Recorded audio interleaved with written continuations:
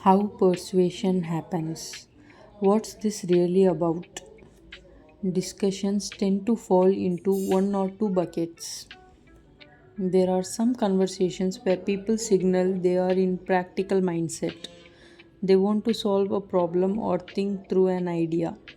They want to decide how much to bid for that house and what does that mean about our life together, or who to hire for the job they have been advertising.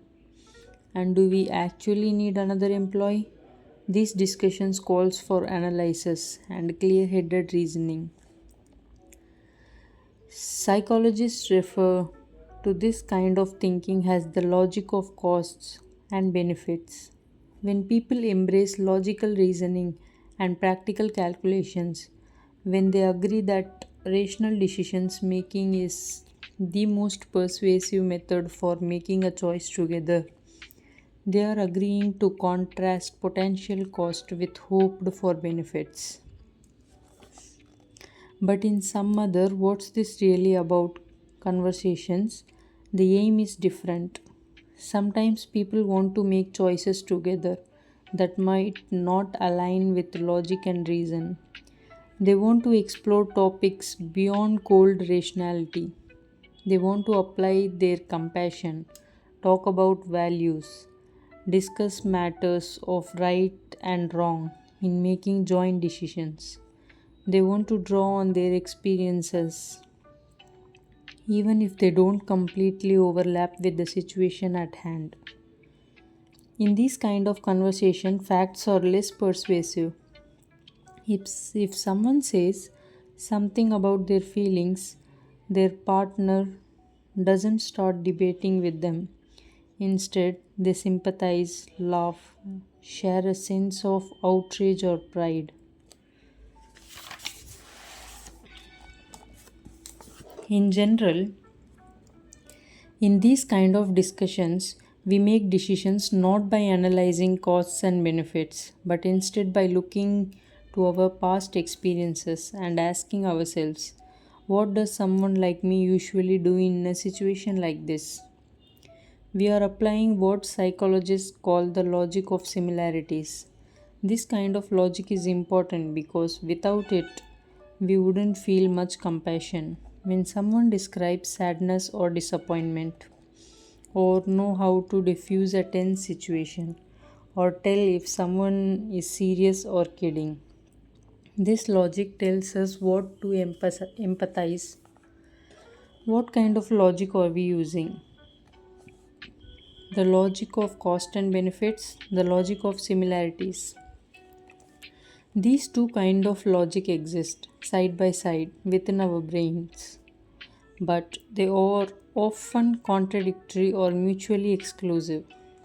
So when we are negotiating over how a conversation will unfold, how we will make choices together, one question we are asking is, what kind of logic does everyone find persuasive?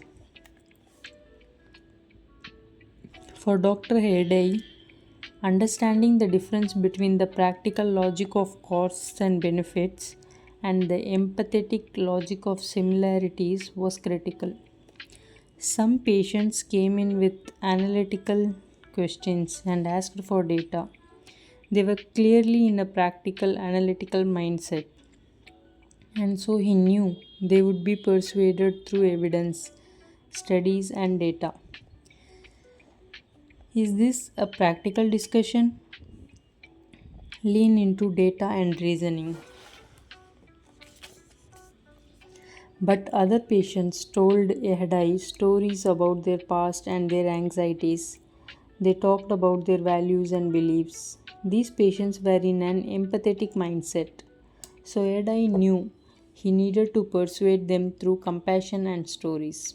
He would tell them that he, a surgeon who loved surgery, would advise his own father to avoid this kind of operation. He told them what other patients had done because, in an empathetic mindset, we are influenced by narratives. Stories bypass the brain's instinct to look for reasons to be suspicious, said Emily Falk, a professor at the University of Pennsylvania. We get drawn into stories because they feel right. Is this an empathetic discussion? Lean into stories and compassion. There is a lesson here. The first step of a quiet negotiation is figuring out what people want from a conversation.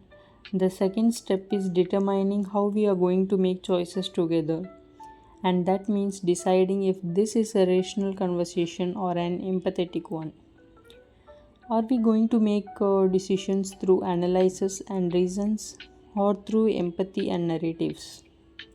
Is this a practical discussion? Lean into data and reasoning. Is this an empathetic discussion? Lean into stories and compassion.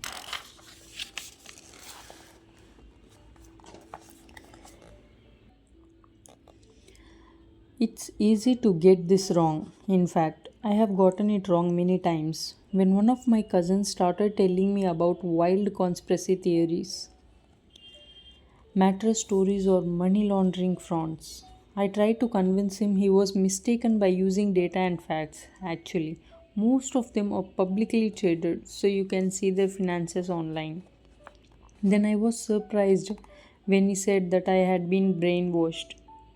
He was using a logic that drew on stories he had heard about elites taking advantage of other people. A logic of similarities that said we ought to be suspicious about corporations because they have lied before. My reasonable arguments, my logic of costs and benefits wasn't persuasive to him in the slightest. Or say you have telephoned a customer service representative with a complaint. You might assume they want to hear your story. My son was playing with my phone and he somehow managed to order $1,000 worth of Legos. But you quickly discover they don't care. Sir, please just give me the date of the transaction.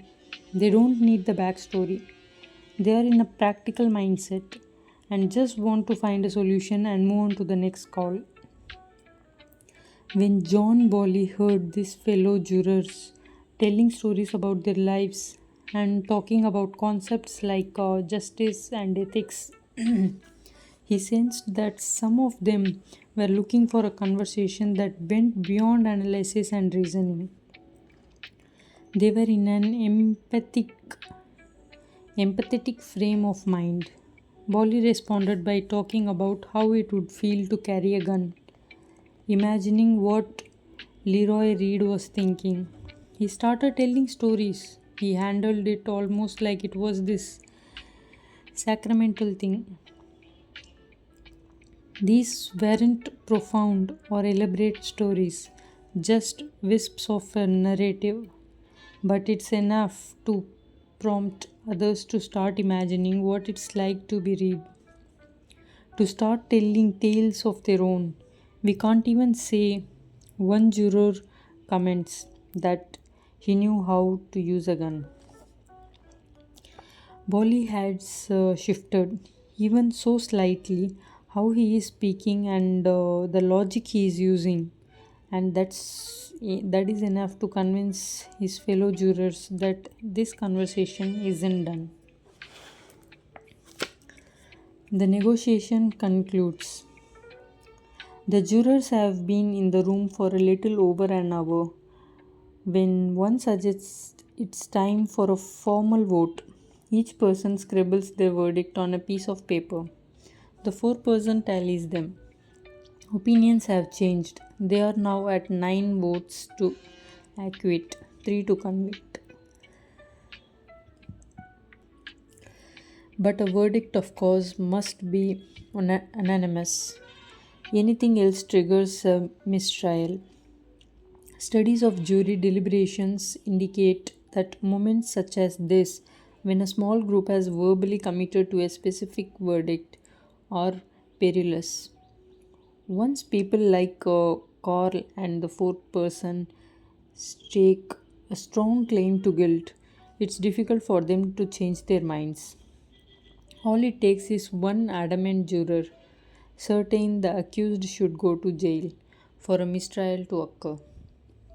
In this room, there are still three people who think Leroy Reed is guilty, but the stories are whirring inside everyone's heads. The fourth person clears his throat. I have something to say, he announces. He had voted guilty, he continues, but as he listened to other jurors, he started imagining himself in Leroy's shoes. In particular, he later told me he remembered a moment when he had been pulled over for a speeding ticket, and when the cop pulled me over, I told him it's not right to give me a ticket.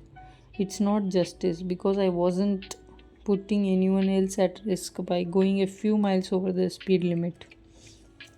That logic had made sense to him at the time, and now in the jury room, it occurs to him that Leroy Reed is in the same position, accused of a crime that didn't put anyone at risk. If you buy a gun and hide it in your closet, you may have technically broken the law. But does that mean you should be punished? Does that align with the stories we tell ourselves about justice and fairness? I can see a reason for somewhat of a doubt, however minor it might be. The fourth person tells the others he's changing his mind. Another juror has changed his mind as well. Looking at the facts from Reed's perspective, he says, made him rethink things.